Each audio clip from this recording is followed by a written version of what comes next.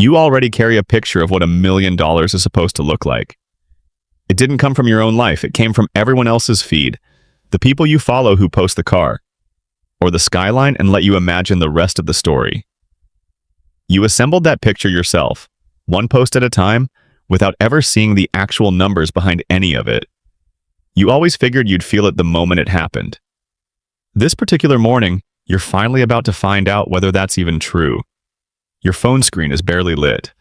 Your thumb is already reaching for the banking app before your brain is caught up. You cross $1 million and nothing in the room reacts. The balance simply reads it. You blink and glance at the account name at the top, half expecting to have opened the wrong app entirely. You didn't. It's yours.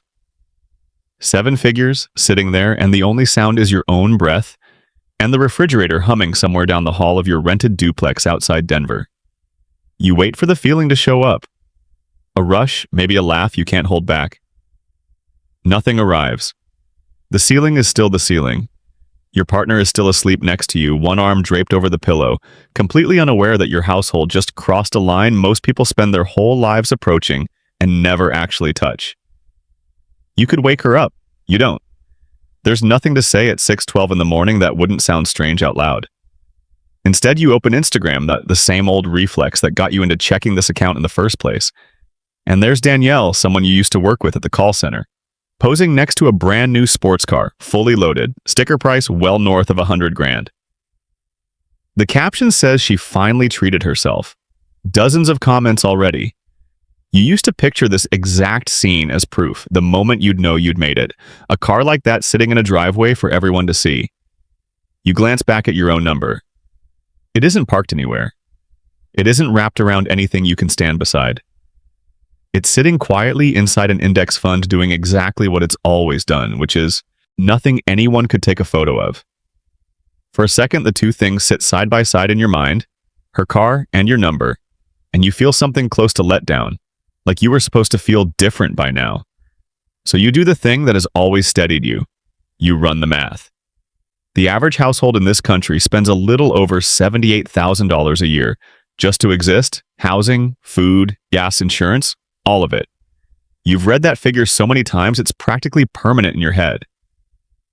At a realistic long-term rate of return, your account, left completely untouched, would throw off close to $70,000 this year without you doing a single thing. Not quite enough to quit. Close enough that the idea no longer feels ridiculous.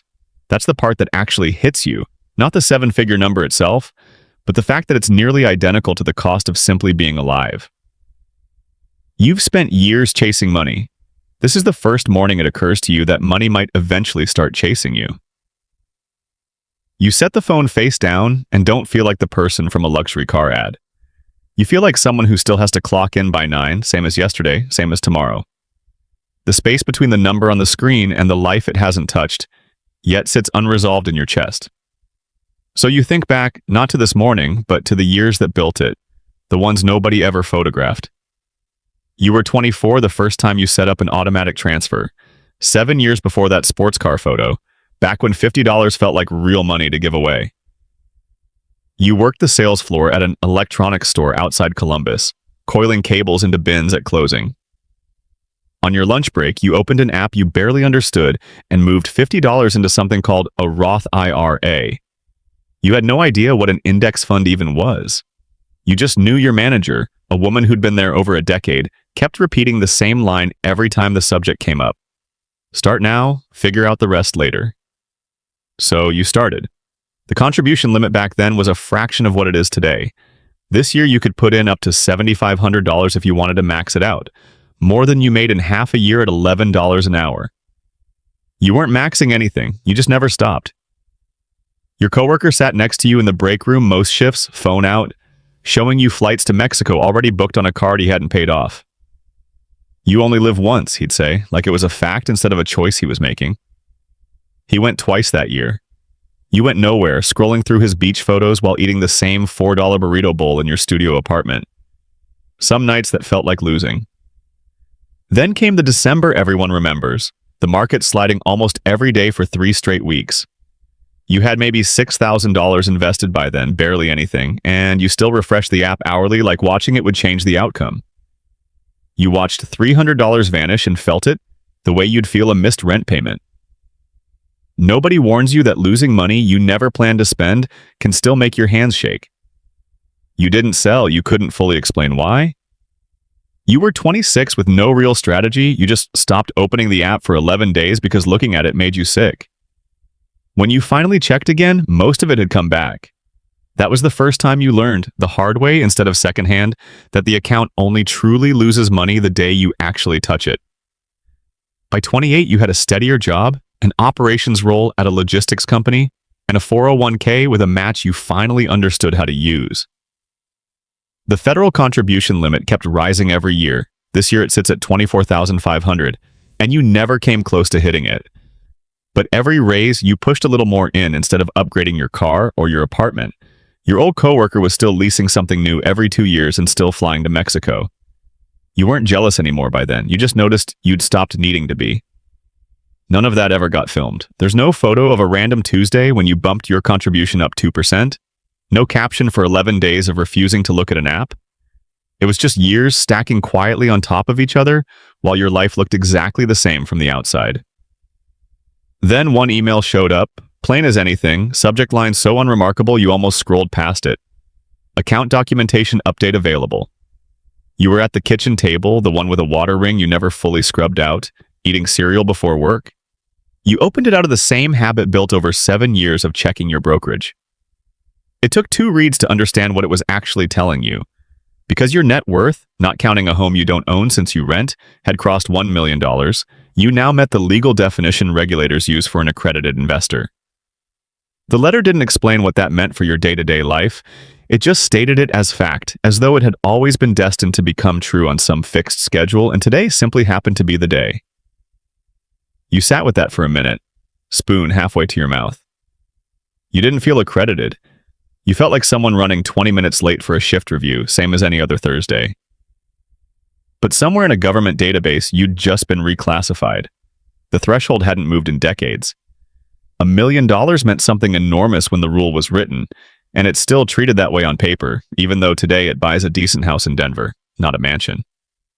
Right now, something like 1 in 8 American households clears that same bar more than ever before, mostly because the number itself never adjusted while everything around it got more expensive.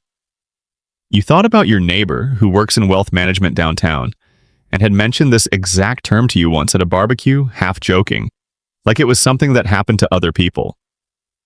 "You'll get there before you think," she'd said. You'd laughed it off. You were $300,000 away from it then. You didn't laugh it off this time. Scrolling through the linked page over a second cup of coffee, you learned what the letter actually unlocked. Access to private equity funds, real estate deals structured specifically for people who've crossed this line. Investments that were never legally allowed to be marketed to you before. Your neighbor had mentioned a real estate project her firm runs, waterfront units in a South Florida neighborhood, starting around $1.6 million, the kind of listing that used to show up in your feed as pure fantasy and now technically exists in a category you could enter if you wanted. You don't want to, not yet, but you notice the distance between couldn't and choosing not to for the first time, and it sits differently in your chest than anything the number alone has made you feel so far. You finish your cereal, rinse the same chipped bowl you've had since your first apartment, and get dressed for a job that has no idea any of this happened. On the drive in, you keep circling back to how quiet the whole thing was. No call, no handshake, just a plainly worded email confirming that part of your life had permanently shifted while you were asleep. You don't yet know how fast that quiet can turn into something else. You're about to find out. 3 weeks after the letter, you're standing in a grocery store parking lot, cart still full, reading something on your phone you don't want to be reading. The market has dropped 12% in 18 days.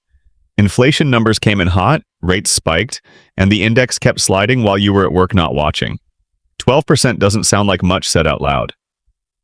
On your account, it's $120,000 gone on paper since the letter arrived. You do the subtraction twice as if the app might have miscounted the second time. Your thumb finds the sell button before you've consciously decided to move it there. The same reflex that used to send your hand to your phone before you even knew you wanted to check it. Sell everything. Lock in what's left. Stop the number from shrinking further. Somewhere behind your ribs, something is insisting. This is different now that it isn't $50 from a retail paycheck anymore. It's this apartment and the next decade and every single transfer you've ever made, and it's currently draining away at a speed you can't control. You remember reading once that losing money hurts roughly twice as much as gaining the same amount feels good. You didn't fully believe it at the time. You believe it now, standing beside a cart slowly warming in the sun, grieving money you never actually spent. Then your phone buzzes again, a message from a wealth advisor you've never met. Profile photo in a sharp suit, an expensive watch just visible in the thumbnail. Saw the volatility today, he writes. Clients in your bracket are moving into managed protection. Happy to talk before the market closes. Just 1% of assets under management for peace of mind. You almost say yes. Your hands are shaking slightly, and the offer sounds like someone finally taking the wheel. But some old habit, the same one that kept you off the app for 11 days back in 2018, makes you run the numbers before doing anything else. 1% a year on $1 million compounded over 30 years against what an index fund alone would earn you. You'd worked out this exact math once, months earlier, out of boredom. It comes back to you now in the parking lot. Something close to $1,750,000 lost over time to that single percentage point, for a service that historically doesn't even outperform the market it claims to protect you from. You set the phone face down on the passenger seat. You think about the spring, your $6,000 account. Everything you had back then dropped to under $4,000 in about a month. You didn't sell that time either, mostly because you were too broke and too busy to obsess over it. And it recovered within a few months without you really noticing, because by then you'd stopped checking. You start the car instead of reopening the app. The groceries are still warm in the back seat, the milk probably fine, the ice cream probably not. You never text the advisor back, you don't sell a single share. You just drive home the long way, past the train station, past the gym you keep meaning to join, carrying the particular kind of quiet that follows almost doing something you can't undo. By the time you're putting groceries away, your hands have mostly stopped shaking. What's left is steadier, something you don't have a name for yet, but you're about to need one, because you're only beginning to learn how differently this game gets played from here. Tax season finds you sitting across from an accountant in a strip mall office with fake plants and a coffee machine that's been broken since January. You've never used an accountant before. You did your own taxes on a laptop every year since you were 22. This year felt different enough to book the appointment. He pulls up your account summary and doesn't react to the number the way you expected, just nods like he's seen it before and starts explaining brackets you didn't know applied to you. Long-term capital gains stay at 0% if your taxable income stays under a certain threshold, numbers so far below what you actually earn now that hearing them stings a little. Above that, you're looking at 15% up to a much higher threshold, then 20% past it, and once your income clears $200,000, there's an additional surtax on investment income. A phrase that sounds like it was invented specifically to make you feel penalized for the thing you spent 7 years building. He asks where your bonds sit. You admit you don't really separate anything, it's mostly just index funds in one brokerage account.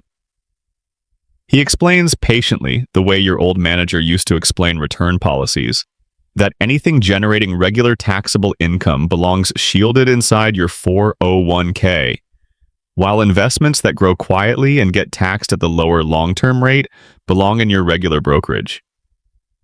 You've been doing it backward this whole time without realizing there was a better way. He mentions harvesting losses on down days instead of just absorbing them silently the way you did back in 2018, and again 3 weeks ago in that parking lot. Turning your worst mornings into something that actually lowers what you owe.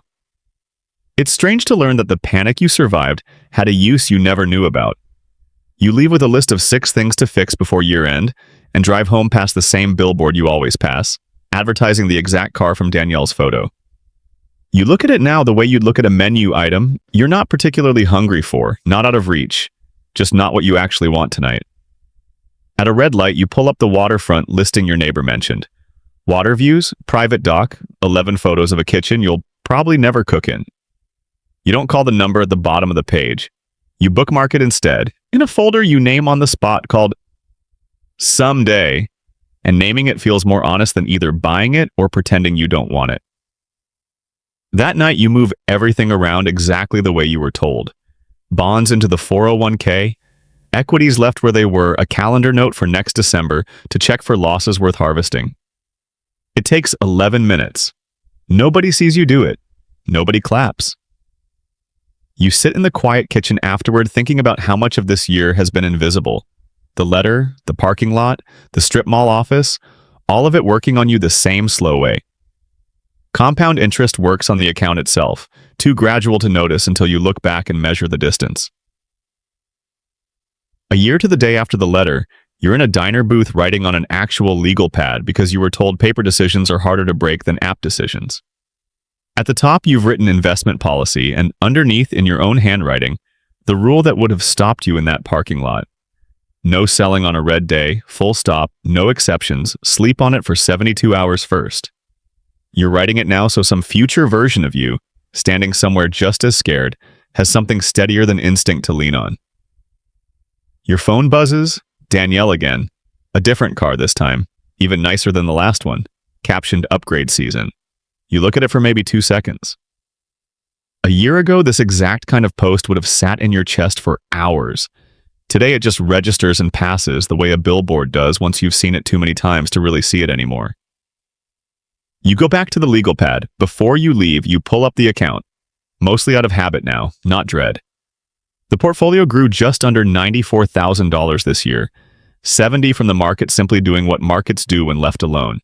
The rest from contributions you barely feel leaving your paycheck, still maxing your limit without missing it the way you used to miss $50 a decade ago. $94,000, and there was no single heroic month behind it. No lucky pick, no side hustle gone viral. Just Tuesdays, one after another, nobody watching. You think about how long the first million actually took. Closer to 15 years than anyone tells you at the start. Most of it invisible, most of it boring on purpose. Then you run the math you've started running without meaning to lately, the same way you used to calculate rent in a break room a decade ago. At this pace, the second million doesn't take 15 years. It takes something closer to 7. The snowball doesn't need as much pushing the second time because it's already rolling. That should feel like relief, and some of it does. But sitting there with your coffee going cold, you notice something else underneath the relief that you don't quite have words for yet. You're no longer the person who needs this money to survive. You cross that line somewhere between the parking lot and the strip mall office without any ceremony, the same way you crossed the first million without one. You spent years being someone trying to get somewhere. You're not sure yet who you're supposed to be now that you've arguably arrived. You fold the pad in half and slide it into your bag. Outside, Sunday traffic moves the way it always does.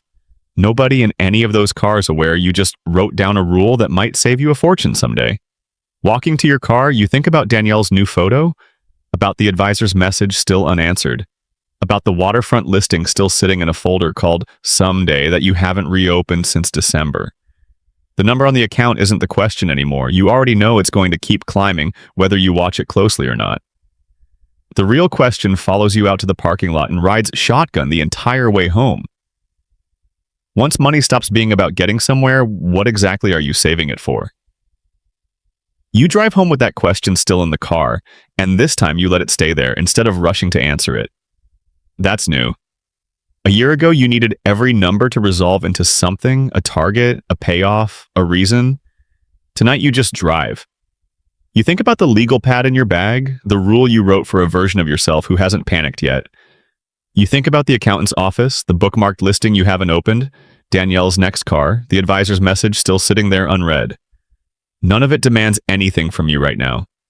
Tomorrow, the account will do what it does whether you check it or not. Tomorrow, you'll still get up for work, still make coffee, still be exactly this ordinary. The number changed. The Tuesday didn't. You pull into the driveway and sit there a second longer than you need to, engine off.